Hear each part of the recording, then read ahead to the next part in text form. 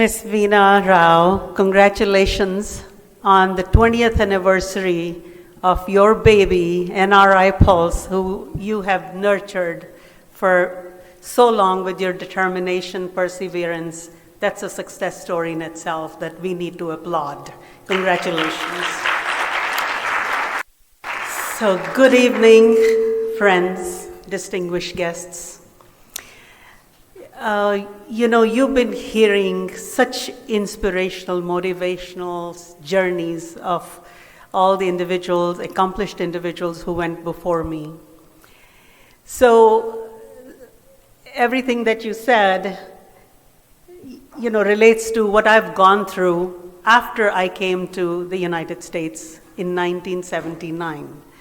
But born in India, 66 years of journey to say in 10, 15 minutes, I'll be respectful of your time because you've been sitting here for a long time. So I was born to very lower middle class family, parents, father who was a railway clerk, and mom was only 19, and they got married, and mom was from a very wealthy family. And she had only done her bachelor's degree. And so to make ends meet, she wanted to do something, study more. But I was born 9 months after their marriage. So mom gave me to my uncle, her brother, and my mommy, who had just gotten married, to raise me. I was 40 days old. She joined B.Ed, she did master's, and became a teacher all the while I was growing up in Karnal, little city from Jalandhar, where I was born, and not knowing that I have a set of parents who I call auntie and uncle as I started speaking, and my mommy as mom and dad. 4 years later, after she was done, she got a job. They didn't conceive, so I was brought back to her. And then a couple of years later, my dad joined my uncle in business. So I've heard this story. Obviously, I didn't live it. I was so young. And when I was growing up, so I grew up with a very affluent background and family. And like Madhuben said, I didn't know how to cook. Well, we didn't know how to cook, how to drive. And fast forward, I graduated in a degree BS in chemistry and biology because I was a pre-med, wanted to be a doctor. I wanted to be a doctor. But I didn't get into the Rohtak Medical School because my dad wouldn't want me to send to South India. So he says, no, if you didn't get in there, well, BSc, B.Ed, because at that time in 1970s when we were growing up, when you were turning 21, you were old. You needed to get married. So I was 21 and I finished my master's in English. During that time, my British husband, who traveled to India from England, London, to get married. He was born in India but left when he was 2-3 years old. Well, we met few hours. 3rd day we were engaged, and 7th day we were married. And I was coming to America, the promised land, the land of dreams. So I was so excited, I'm coming to America. Well, we get here in Orlando, 1979, joined a family business, hotels. Life was wonderful. I landed up close to Disney World. So you can imagine at age 21, I was like a little kid in a toy store. And I used to write letters to my parents that I am just so blessed, here I landed up. But that fairy tale did not last too long because there were disputes, family disputes, the partnership dissolved, and we were just left without anything. I mean, zero. The whole hell broke down, our world collapsed. So hotel was sold, we didn't get anything, and our immigration papers were still in process because my husband's brother had filed, so we had to leave the country. Where do we go? I wasn't going to go back to India or London. So luckily, my husband also had a Canadian citizenship. So we ended up going to Canada. Now here I am, master's in this, trying to find a job there. But I had no experience working, zero. not even typewriting. So he took a front desk job in Canada. We couldn't afford a car, nothing. So in minus 30 or 40 degrees, I used to catch the bus to sometimes go visit him, bored at home, didn't have children yet. So I thought, well, I want to do something, but my immigration papers were still in process in Canada, so I couldn't work. Well, I did babysitting. I was determined not to call my parents for money or just go back, here I am, raised like that, and where have I come to? Well, I did babysitting. While babysitting, I rented a typewriter. I don't know, there are few who would know what the typewriter used to be. Well, I rented a typewriter, and then 6 months later, I applied for a job after my immigration came through to a Toyota dealership. So the first car that we bought had a big hole in it. It was $800, but it started in first shot, even in minus 20 outside. But I was so proud. I was driving a car now. I didn't have to wait for buses. Well, 2.5 years later, after I got the job at Toyota dealership, I got a new car. Vijay, my husband, was doing well, still front desk clerk. And our son was born in Canada. And he still tells me that, Mom, you ruined my chances of becoming a US president. I said, oh, that's okay. So you're better off the physician that you are. But anyway, then soon after, 2.5 years later, in 1984, our immigration papers came through, green card came through to United States, and we were moving back to United States then. We ended up in Birmingham, Alabama, again joining a friend's family business. And my husband we were all shocked. It was a culture shock, he says. 5 years we were there. However, I just didn't know now to get back to receptionist job or do what. We were raising a son. One of my friends who was a researcher at UAB, University of Alabama, asked me, what's your educational background? And I told him, BS in chemistry and biology. He says, why don't you get a job at UAB as a researcher? Oh, I don't know what a researcher does. He says, come to my lab and work for about a few days and see what we do. Well, I spent about 6-7 hours a day, one day. Then there was a job advertised in pulmonary department. He said, well, let's apply. Just tell Dr. Jackson that you worked with me for 6 months. And I said, okay. Well, I go for the interview. Dr. Jackson asked me, well, have you been working research? I said, yes, sir. I worked for 1 day in Dr. Valia's lab for 6 hours. But I assure you, I'm a fast learner. And he must have trusted me. I got the job offer, and hence started my journey in the background that I had education degree in. 5 years in pulmonary over there. Then we decided to move to Atlanta, 1989. My job was transferred to Emory University Dermatology Department. You know, the time that when we didn't know where to go, a young girl and my husband, both of us standing by the Bay Area in Orlando before we moved to Canada, just not knowing where the next meal was going to come through, what happened to that American dream? I know we equate the American dream with financial success. So after my job Emory was going through, we moved to Atlanta in 1989, and we were met with a near fatal car accident while driving to Kentucky. It was near Nashville. Our son was 6 years old then, and it was just a fateful day when we didn't know we'll survive or not. However, the air ambulances were brought.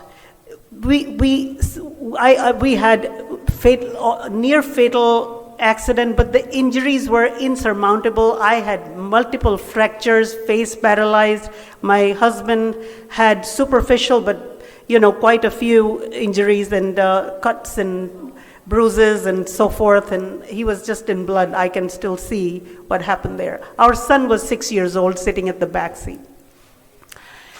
Now, here we are in Nashville Hospital being treated. After about 8 days, brought back to Atlanta, and my face is paralyzed. I couldn't even speak, couldn't eat. It was terrible. 6 months, I was on bed. And I thought life could have been taken in a split second. What is it that I want to do? What is it that I want to do? What happened to the American dream I brought back from India with me? So a lot of thought went into it. I told my husband, I said, I want to be a judge. And he said, go back to sleep. You got to be a lawyer first, because I had my science degree, so I needed to be a lawyer first. Well, I take challenges very well. He knows that. So I started exploring. What am I going to do? How? It was a lot of hard work.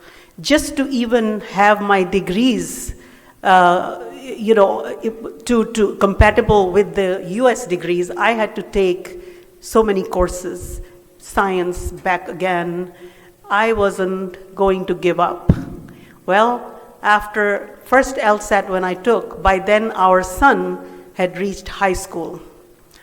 And now, when he was 6 years old, when he saw us being taken in a helicopter where he couldn't go with us, he had to stay the night in a small hospital, he thought he wants to be a doctor someday. And hence he's a physician, and that's his life story where he wrote that in his admission test, his statement. And me, I don't know, don't ask me where the judgeship came from. I was advised that since I had background in science, I should maybe go into medicine. I knew that was a torturous journey, arduous journey I didn't want to take, so judgeship came to mind. Law and then judge. Well, when I went to law school, I took my LSAT when I was 42 years old. After taking so many exams, and finally my degree of India was now compatible with a bachelor's degree. Even though I was master's in English, it was now compatible with US bachelor's degree. Finally, I was going to law school. 1997, my father suddenly passed away at age 64, and I was taking LSAT 1 week later. I flew back, attended the funeral. It was a sudden death, and it was my life breath, my father. So first I'm thinking, I don't want to take any LSATs, nothing. I don't want to do anything. My father's voice came, I would be very upset if you don't go back now, take that LSAT. Flew back within 7 days, took the LSAT, and got admission into law school. And thankfully the journey began to legal profession. So I couldn't leave my job because my son's education, he was going to go to Emory undergrad, and his education was free if I was an employee. Well, 4 years, I thought, I'm not going to wait 4 years and go full-time. I will go part-time. 3 times I was rejected admission because LSAT scores were not that high. We, coming from India, can write very well, but those standardized exam like multiple choice, I'm not good at least. So I thought, which school would give me admission? I only had 2 choices, Georgia State or John Marshall Law School. Well, I got admission into John Marshall Law School, evening part-time classes, 4 years of evening classes, holding a full-time job, and while my son got his Emory undergrad education. I know my husband did a lot of laundries, grilled cheeses. I don't know if they even ate or what, but they managed while I attended evening classes, and it was a Herculean task. I only slept 2 hours, 3 hours if at all. Job was very important to me. So as my son graduated from Emory, I passed the bar exam, and we both exited Emory, and I became a lawyer. Thank you. This was 2004. By the time 1990 was the car accident. Just imagine the resilience, the hard work. I was not going to give up, even though so many exams later. I knew I was going to make it because I'm not giving up. Well, so thank you again. So my first job, as soon as I got to Emory, there were many naysayers who said, oh my gosh, there's so many lawyers. Why do you want to be a lawyer? I just wasn't. I just had focus. You remember that Arjun, the tir, so that I had that focus that that's where I want to hit that tir. I will make it. So I did, and then my first job right away, I got a call from someone I was interning with, said, are you looking for a job? Congratulations, you got this bar exam out the way? Oh yes, sure. That was an immigration law firm. So I started my job 2005 January. As my son graduated Emory, I began my legal career. Now, when do I become a judge? Well, I had to wait 2004 to 2020. So when I became a lawyer with the law firm, 2009, I bought the law firm and I ran it as Neera Bahl and Associates. Many of you might remember that cover ad that I used to have. Successful law firm, but I'm still thinking that judgeship. You know, the difficult part was our accents. We come from India, intimidation, law school exams and law school classes, it's called a Socratic method. Professors will come and call on you. So first thing, I used to sit there, so Miss Bahl, oh my gosh, I used to be petrified that he's gonna ask me, and so let's discuss this case. I would look around and say there are 80 students there, and when I speak, people will make fun of my accent or something, but boy, I overcame that because I'm thinking, it's okay, it's all right, I am gonna make it, I'm gonna make it, I wanna be a judge. So I had to speak, I spoke, and I graduated top 10% in my class. And now fast forward 10 years of running my law firm. How did I know that a judgeship was in the horizon? I didn't. But I took a leap of faith and said, well, I think I need to sell my law firm, because if I didn't, my junior associate would say, well, she's now appointed anyway, and the law firm, she's going to give it away. I wasn't going to just compromise on that and the 10 years of hard work that I built my practice just to give it away. So anyway, I took that leap of faith. Something inside was telling me, sell it. I did. October of 2019. And then came pandemic 2020.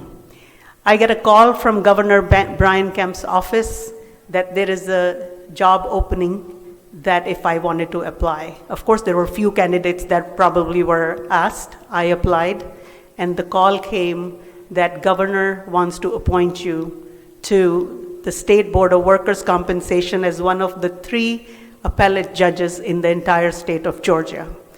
I don't think I can even describe in words my feeling at the time. My dream of being a judge was coming true. So I'm the first female or person of Indian American descent to serve in this position. This agency has existed 100 years. So I serve with my 2 white American male colleagues, and here I am, this little girl from India who migrated with an American dream. And you know, as I close, I want to say, my husband who's here, my son, the community, my community, and you know how many of you I know personally who have supported me, believed in my dream. So I can tell you that resilience, hard work, the dream, the vision, first we have to have a vision. Never shy away from accents or this or that, just go for it. You can do it. Whoever has that in mind, go do it. And I want to say, I used to always think that American dream equates financial success. How large a balance you have, bank balance, that's what happiness was going to be. I wanted to live in a big house. I wanted to drive this car. Okay, all that was achieved.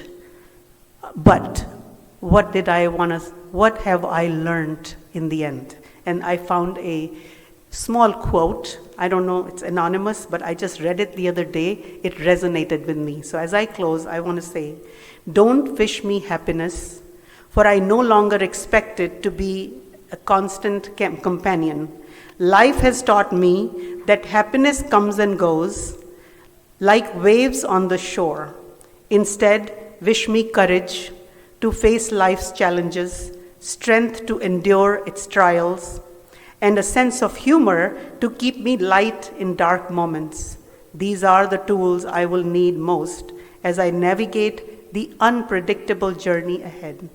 Happiness will find its way back, but courage and resilience will carry me through.